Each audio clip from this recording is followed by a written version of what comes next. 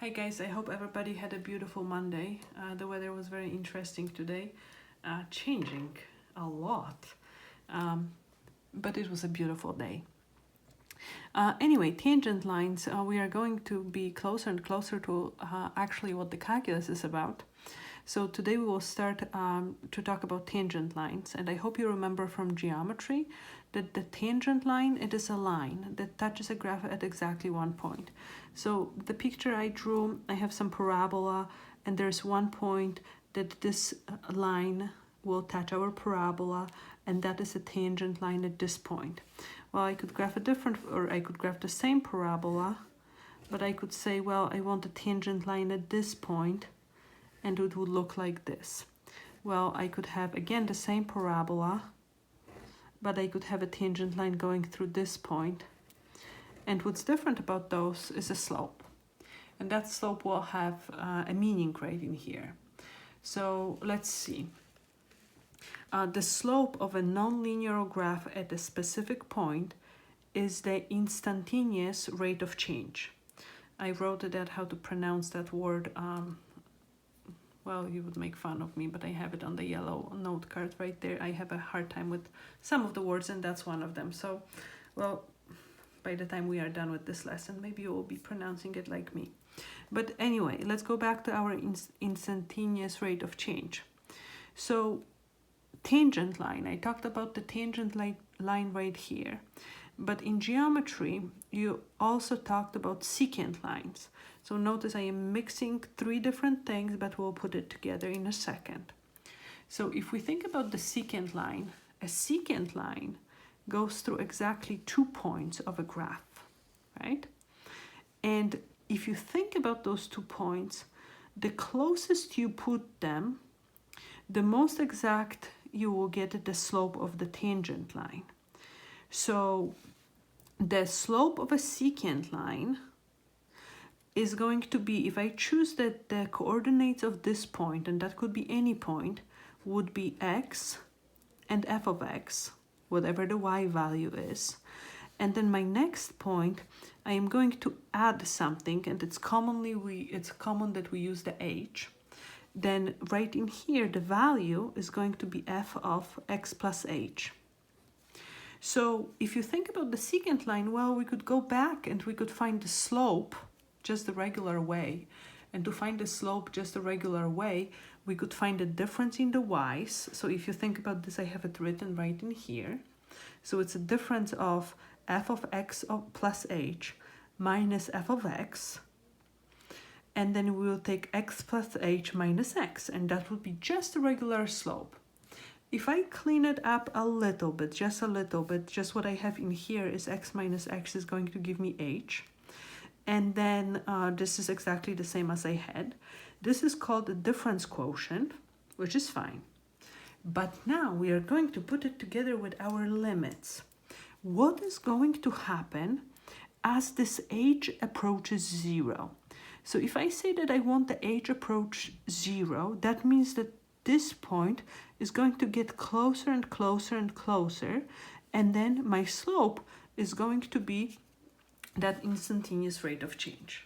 All right, again, I will go back to this page, and you can pause, you can write your notes, and you can refer to it. It is a good reference. All right, so now to find that instantaneous rate of change, we are going to use the formula, and we are going to say, well, this is going to be a limit as h approaches 0. So that h is that difference from the one point to the next point on the x-axis. And we will find the f of x plus h minus f of x, and we will divide it by h. All right, again, go back to the previous page and see what we wrote before. And let's see how it looks using an example. We will do 2 examples together, and then I will give you an assignment. And I hope this is going to get a little bit tricky. So I hope to see many of you tomorrow during my office hours. All right, find the slope of the line tangent to the graph of y is equal to x squared. Well, we know our formula, and we know that we want to use the limit again, it's always very important to say that as h is going to go towards 0, and again, because this is something we are just starting, I'm going to copy the formula divided by h. And now this is my point. So this is my x and this is my y, right? So now here, x is 1 plus h minus f of x is 1 divided by h.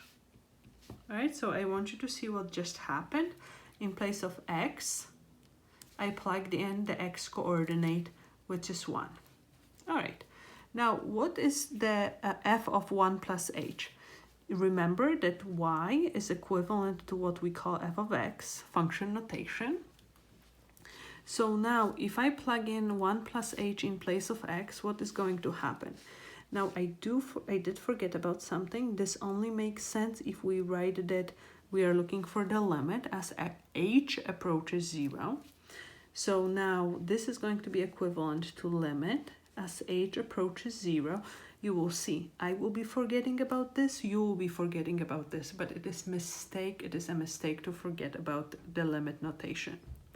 So now, if I take 1 plus h and plug it in place of x, I will have 1 plus h squared minus, if I plug in 1 in place of x, 1 squared divided by h. Notice, this is just in terms of h, and we are going to be looking for the limit as h approaches 0 because we want that instantaneous rate of change. So this is going to give me a limit as h approaches 0. 1 plus, if I square that, that is going to be 2h plus h squared minus 1 divided by h.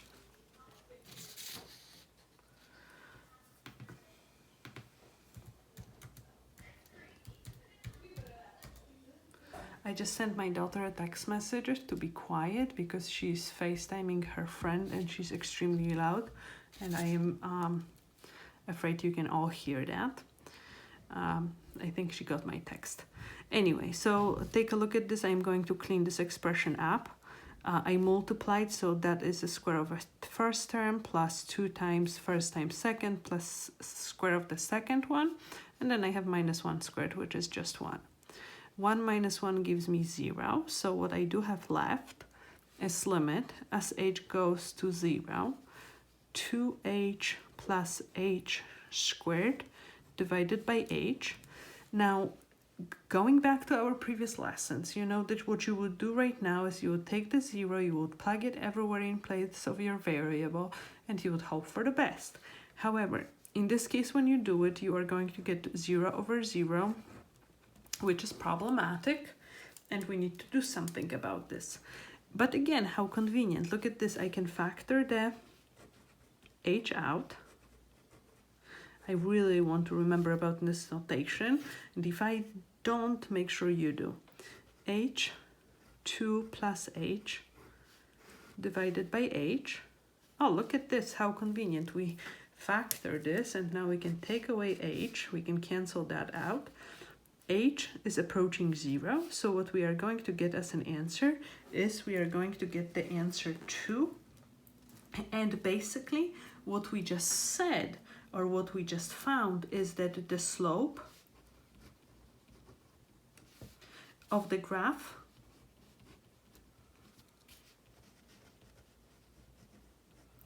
at 1, 1 is 2. If you want to see this graphically, well, I will show it to you. This was a nice parabola, y is equal to x squared. I am not graphing this on a graph paper, so it may just look a little bit weird, but this is where my tangent line is going to cross. And if I now draw this tangent line, well, I know, because I found this, that the slope of it is 2 over 1. So 1, 2 over 1. Well, 1, 2 over... No, it cannot go through the graph because it is a tangent line. So maybe more like this. Where's my whiteout?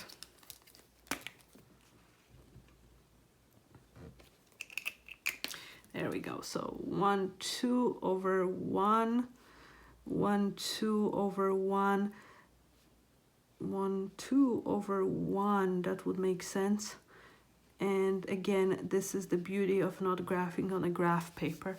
But you get an idea where this is a tangent line and this is a slope. If this slope changed, we would not have a tangent line, but we would have had a secant line. So that's why this is important. And again, this is the closest to the calculus as one can get. I will give you a few of those to practice, and we will look at one more example. Alright guys, let's do another example. This is example 2, and this one is going to be a little bit different. So we want to find an equation for the slope of the graph of y is equal to 4x, but we want this to be at any point. So notice that in the other example we had the point given and we were able to plug in any number, and now we were able to plug in a number. Now we are going to figure it out, what is the slope at any point that we will choose. So basically we will be looking for some kind of formula. All right, so again, I am going to start with my formula, and the formula is limit as h approaches 0, and I am going to say f of x plus h minus f of x divided by h. So again, I want to remind everyone that this y is equivalent to f of x. That's just a different notation, function notation. So now I am not going to have a number to plug in for x. What I do need to do is, in place of x, I need to just plug in x plus h. Again, very important, every single time we want to say the limit. So limit as h goes towards 0, I am going to have 4 over x plus h. Again, we are plugging this in from Algebra 1. You must remember this video about the meat factory when we have the input and then the output, right? So what happens? Function notation. I don't know why I just thought about that. But anyway, minus f of x. So that is not going to change. That is just our f of x. And then I'm going to be dividing it by h.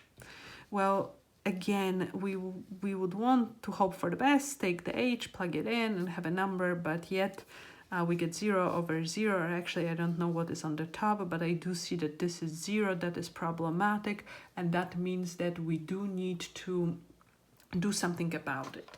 So now let's see what happens. I do need to clean this up. So I am going to keep my limit notation. I want my h to get as close to 0 as possible. And I am going to put the common denominator on the top of the fraction. So I will take the x plus h and I am going to multiply it by x.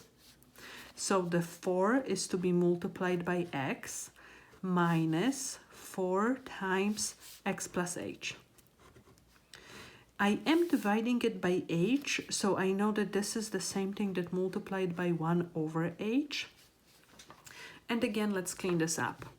Limit, very important. We want to keep this all the time. We are going to use the distributive property. So I am going to have 4x minus 4x. How nice. That is going to clean up in a second. 4h divided by... Well, I don't know. Sometimes it is a good idea to multiply. Sometimes it is not. In this case, well, I am not sure. We can multiply. And then if we do need to, we may have to go back and factor it out. So we have at this time limit. I'm still cleaning up this expression as h goes towards 0. 4x minus 4x is just going to give me negative 4h divided by x squared plus xh. Well, let's see if we can find the limit right now. If this is going, if h is going to 0, then what am I going to have?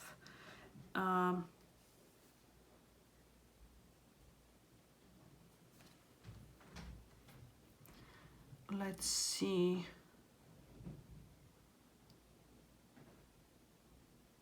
Did I forget to multiply by 1 over h right here? So notice I forgot about this. Well, I am just going to add it right in here, and I am going to add this right in here, and we will keep working, okay? So again, what I did forget about is that I am multiplying by 1 over h. And this is good because h and h can simplify.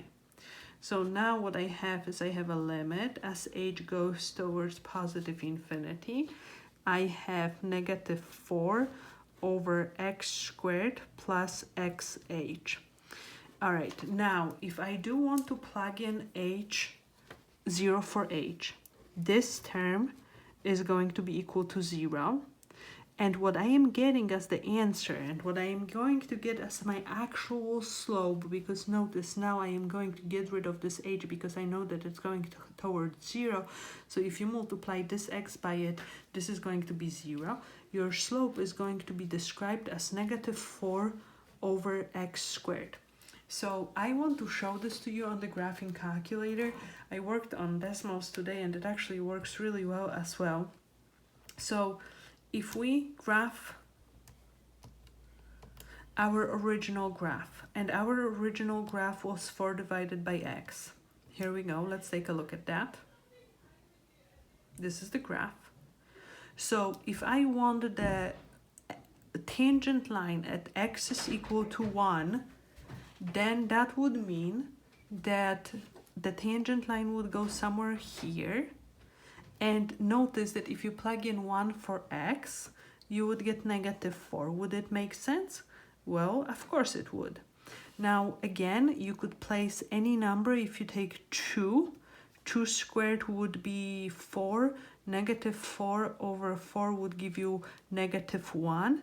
And notice negative 1 slope would make sense for this graph, and so on. You could plug in any number, and notice how the slope would always be negative no matter where you plug it in.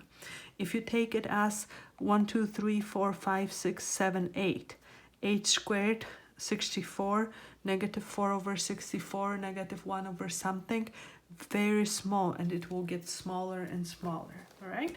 So again, that is something you will practice. We can say that just to make sure that this question is complete, the equation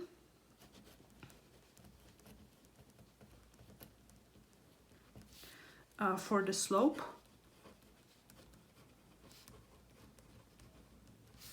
of the graph, and our graph was y is equal to 4 over x at any point,